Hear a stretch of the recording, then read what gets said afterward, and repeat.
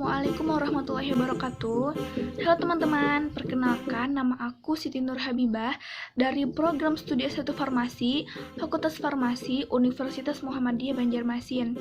Jadi pada kesempatan kali ini dengan KKN Mandiri, yaitu program kerja individu, aku akan sedikit mengedukasi tentang kefarmasian, yaitu mengenai dagu sibu. Jadi teman-teman bisa simak ya video selanjutnya. Aku akan sedikit memberikan edukasi tentang kefarmasian, yaitu kenali dagu sibu agar kamu dan orang lain tak jadi korban obat kadaluarsa. Jadi dagu sibu di sini merupakan sebuah singkatan yaitu dari dapatkan, gu gunakan, si simpan, dan bu itu adalah buang. Yang dimana dagu sibu di sini itu ditujukan untuk masyarakat agar masyarakat lebih memahami mengenai obat. Langsung saja kita ke poin yang pertama, yaitu dapatkan. Dapatkan itu adalah dapatkan obat dengan benar, yaitu belilah obat di tempat yang terjamin. Kamu bisa mendapatkannya di apotek resmi dengan apoteker yang siap membantu. Jadi dapatkan di sini itu ialah pastikan kita mendapatkan obat di tempat yang terjamin, baik itu dari segi mutu dan kualitasnya. Kemudian biasanya tempat yang paling terjamin itu adalah bisa di apotik dan bisa di instalasi farmasi rumah sakit.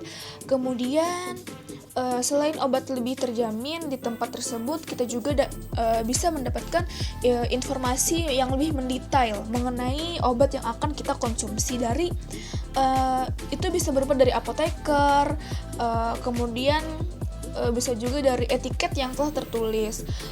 Lalu untuk menunjang mendapatkan pelayanan yang terbaik, pastikan teman-teman mengunjungi apotik yang sudah memiliki izin, dan di apotek tersebut ada apoteker yang sedang berpraktek kemudian siap melayani teman-teman. Lalu poin yang kedua yaitu ada gu gunakan. Lalu gunakan obat dengan benar. Lalu minum obat sesuai aturan yang tertera pada kemasan atau sesuai anjuran dokter. Jadi gunakan di sini pastikan teman-teman semua menggunakan obat dengan benar sesuai dengan etiket yang tertera atau sesuai dari petunjuk dokter atau petunjuk dari apoteker. Kemudian apabila teman-teman merasa kurang jelas, maka bertanyalah mengenai obat tersebut, baik itu dari khasiat, kemudian cara penggunaannya, cara pemakaiannya, lalu itu bisa dari segi efek samping obat. Kemudian masuk ke poin yang ketiga, yaitu ada si di sini simpan obat dengan benar. Simpan di tempat yang sejuk, yaitu sekitar 15, itu dengan sekitar suhu 15 sampai 25 derajat Celcius. Kemudian tidak terkena sinar matahari langsung, tidak di tempat yang lembab, dan juga jauh dari jangkauan anak-anak. Jadi simpanlah obat-obat teman semua agar obat tersebut bisa digunakan hingga masa kadaluarsanya. Maka kita harus menyimpan sesuai dalam petunjuk penyimpanan yang tepat, yaitu bisa disimpan di tempat yang tidak terkena sinar matahari langsung, di tempat yang kering dan tidak lembab.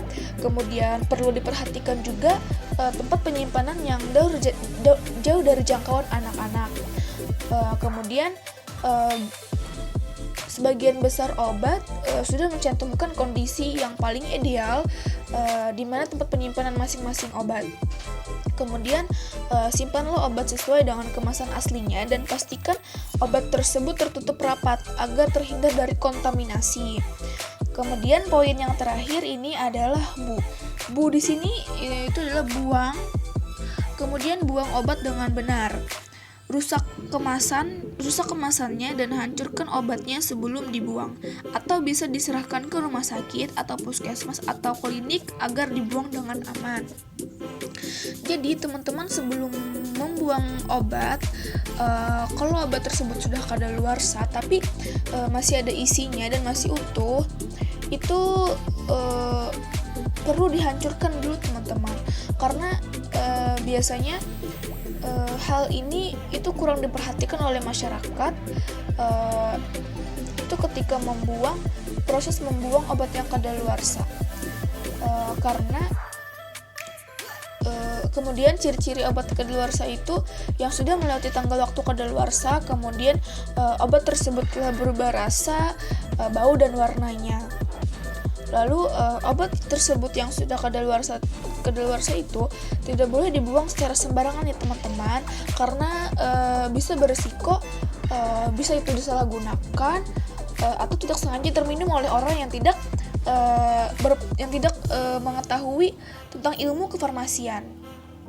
Kan itu sangat membahayakan ya teman-teman. Jadi oleh karena itu sebelum membuang hendaknya kita terlebih dahulu merusak kemasan atau dihancurkan terlebih dahulu isinya, baru dibuang ke tempat sampah. Karena biasanya di tempat pembuang sampah akhir itu biasanya ada beberapa orang atau pemulung itu yang sering memungut sampah. Kemudian bisa saja dia tidak sengaja menemukan obat tersebut yang masih utuh. Kemudian dia rasa ini masih bisa digunakan, padahal itu sudah kadaluarsa. Kemudian dia sudah rusak, yaitu bisa berubah rasa, bisa sudah berubah bau dan warnanya. Maka orang-orang tersebut dengan tidak sengaja bisa meminum. Kemudian jadi alangkah baiknya kita harus merusak kemasannya, dan kalau masih ada isinya itu harus dihancurkan atau dilarutkan di dalam air kemudian baru dibuang. Begitu ya teman-teman. Semoga dengan sedikitnya edukasi tadi bermanfaat bagi teman-teman semua. Sekian edukasi dari aku. Semoga bermanfaat. Tunggu aku ya di edukasi selanjutnya. Terima kasih teman-teman.